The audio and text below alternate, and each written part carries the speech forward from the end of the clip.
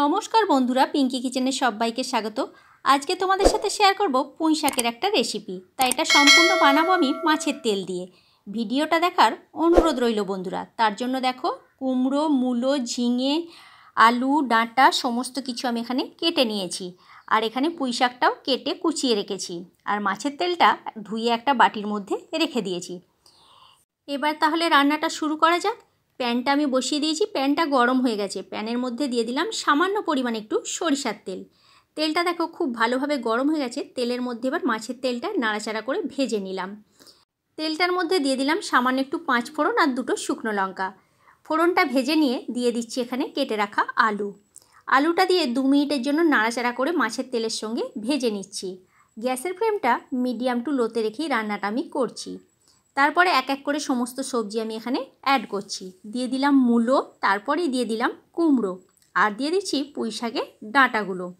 ডাঁটাগুলো সিদ্ধ হতে একটু সময় লাগে, সেজন্য ডাঁটাগুলো আমি এখানে আগে দিলাম। সমস্ত সবজিটা দিয়ে খুব ভালো করে 4 থেকে 5 মিনিটের জন্য নাড়াচাড়া করে ভেজে নিচ্ছি।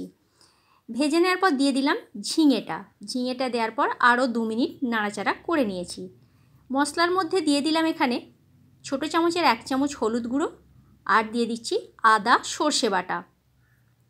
পুঁই শাকে আদা সর্ষে বাটা দিলে তার টেস্ট কিন্তু খুবই ভালো হয়। এবারে মশলাকে খুব ভালো করে সবজির সাথে কষিয়ে নিচ্ছি। কষিয়ে নেওয়ার পর দিয়ে দিচ্ছি কেটে রাখা শাকগুলো কিন্তু আগে থেকে আমি এখানে দিইনি, শাকগুলো কিছুক্ষণ পর দিলাম। শাকগুলো দেওয়ার পর একটা ঢাকনা দিয়ে ঢেকে দিচ্ছি। 3-4 মিনিট পর ঢাকনাটা আমি খুলে দিলাম। দেখো শাকটা কিন্তু অনেকটা কমে গেছে। আর এখানে কিন্তু আমি আলাদা করে জলের ব্যবহার করছি না, আর শাকটা থেকে প্রচুর পরিমাণে জলও বেরিয়েছে। শাকটা দিয়ে খুব ভালো করে নাড়াচাড়া করে দিয়ে দিচ্ছি এখানে স্বাদ মতো নুন, আর দিয়ে দিচ্ছি ছোটো চামচের 1 চামচ লঙ্কার গুঁড়ো, এটা সম্পূর্ণ ঝালের জন্য। আর দিয়ে দিলাম সামান্য পরিমাণে একটু চিনিটা দিলে স্বাদের ব্যালেন্সটা খুব ভালো হয়। আর পুঁই শাক একটু মিষ্টি মিষ্টি খেতেই বেশ ভালো লাগে। সমস্ত সবজি ভালোভাবে সিদ্ধ হয়ে গেছে, আর শাকের সাথে খুব ভালোভাবে মিশেও গেছে।